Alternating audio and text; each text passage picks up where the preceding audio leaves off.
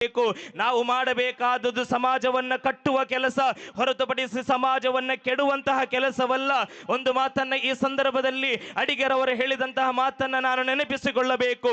ಕಟ್ಟುವೆವು ನಾವು ಹೊಸ ನಾಡೊಂದನ್ನ, ರಸದ ಬೀಡೊಂದನ್ನ, ಹೊಸ ನೆತ್ತರು ಉಕ್ಕಿ ಆರಿ ಹೋಗುವ ಮುನ್ನ, ಹರಿಯದಿ ಮಾತೃಕನ ಮಾಟ ಮಸಳುವ ಮುನ್ನ, ಉತ್ಸಾಹ ಸಾಹಸ ಉತ್ತುಂಗ ವೀಚಿಗಳ ಈ ಶುದ್ಧ ಸಾಗರವು ಬತ್ತಿ ಹೋಗುವ ಮುನ್ನ ಕಟ್ಟುವೆವು ನಾವು ಹೊಸ ನಾಡೊಂದನ್ನ, ರಸದ ಬೀಡೊಂದನ್ನ. ಕಾರಣ, ಪತ್ರಿಕೆಗಳು ಈ ಸಮಾಜದಲ್ಲಿ ವಸ್ತುನಿಷ್ಠವಾಗಿರಬೇಕು, ಪಾರದರ್ಶಕವಾಗಿರಬೇಕು, ಸಮಾಜವನ್ನ ರೂಪಿಸುವ ಪತ್ರಿಕೆಗಳಾಗಿರಬೇಕು. ಇವತ್ತು ಮಾಧ್ಯಮಗಳು ಸಮಾಜದಲ್ಲಿ ಧರ್ಮಗಳ ಎಡೆಯಲ್ಲಿ, ಜಾತಿಗಳ ಎಡೆಯಲ್ಲಿ, ಮನುಷ್ಯಗಳ ಎಡೆಯಲ್ಲಿ ಸಂಘರ್ಷಕ್ಕೆ ದಾರಿ ಮಾಡಿಕೊಡುತ್ತಾ ಇದೆ.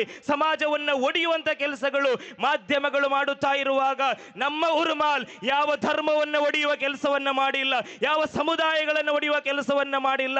ಇದರ ಸಂಸ್ಥಾಪಕರಾದ ಸರ್ಫರಾಜ್ ಎಂ ನವಾಜ್ ಒಂದು ಕಾಂಗ್ರೆಸ್ ಪಕ್ಷದ ರಾಜಕೀಯ ಮುಖಂಡರಾದರೂ ಕೂಡ ಯುವ ಕಾಂಗ್ರೆಸ್ಸಿನ ಪ್ರಧಾನ ಕಾರ್ಯದರ್ಶಿಯಾದಂತಹ 5 ವರ್ಷಗಳ ಅವಧಿಯಲ್ಲಿ ಒಂದು ಪಕ್ಷದ ಪರವಾಗಿ, ಕಾಂಗ್ರೆಸ್ ಅನ್ನುವ ಪಕ್ಷದ ಪರವಾಗಿ ಉರುಮಾಲ್ ಯಾವುದೇ ಲೇಖನಗಳನ್ನು ಪ್ರಕಟಣೆ ಮಾಡಿಲ್ಲ ಅನ್ನುವುದನ್ನಾಗಿದೆ ಈ ಸಂದರ್ಭದಲ್ಲಿ ಹೇಳುತ್ತಾ ಇರುವುದು. ನಮಗೊಂದು ಸಿದ್ಧಾಂತವಿದೆ, ನಮಗೊಂದು ಧ್ಯೇಯವಿದೆ.